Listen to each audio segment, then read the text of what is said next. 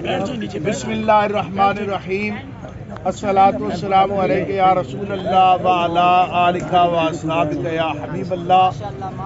نہایت ہی واجب الاحترام جمیع علماء کرام، قائدین تحریک لبیک پاکستان، عشاقان مصطفیٰ صلی اللہ علیہ وآلہ وسلم، ابھی سپریم کورٹ کے اندر دوبارہ سماعت شروع ہوئی ہے۔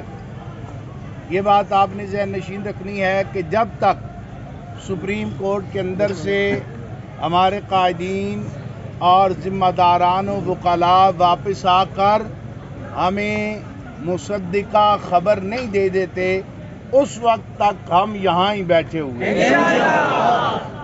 ابھی بھی ایک علامہ صاحب سے میری بات ہوئی، وہ کہہ رہے میں واپس جا رہا ہوں۔ میں نے کہا جی کیوں؟ کہنے لگے جی 11 تاریخ ڈل گئی ہے۔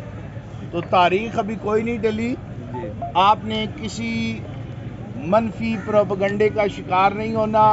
سماعت ابھی دوبارہ شروع ہے، ہمارے قائدین اندر تشریف فرما ہے، وکلاء تشریف فرما ہے۔ جب وہ واپس آئیں گے اور یہاں پر وہ اپنی گفتگو کا اظہار کریں گے یا ہمیں پیغام دیں گے مصدقہ، اس کے بعد آئندہ کا جو لائحہ عمل ہوگا آپ حضرات تک پہنچا دیا جائے گا۔ ہم آ گئے ہیں تو بس پرسکون طریقے سے آپ بیٹھیں۔ انشاءاللہ جن کے نام پر ہم آئے ہیں، لنگر بھی آتا رہے گا، پانی بھی آتا رہے گا، باقی معاملات بھی ہوتے رہیں گے۔ قبلہ امیر المجاہدین فرماتے تھے کہ آپ کا کام ہے میدان لگانا، تو آپ بس آ گئے ہیں۔ اللہ رسول جو ہم سے ڈیوٹی لے گا یہ اس کا فضل و کرم ہے، تو انشاءاللہ ہم وہ نوکری کریں گے۔ اللہ تعالیٰ آپ سب کے جذبوں کو سلامت رکھے۔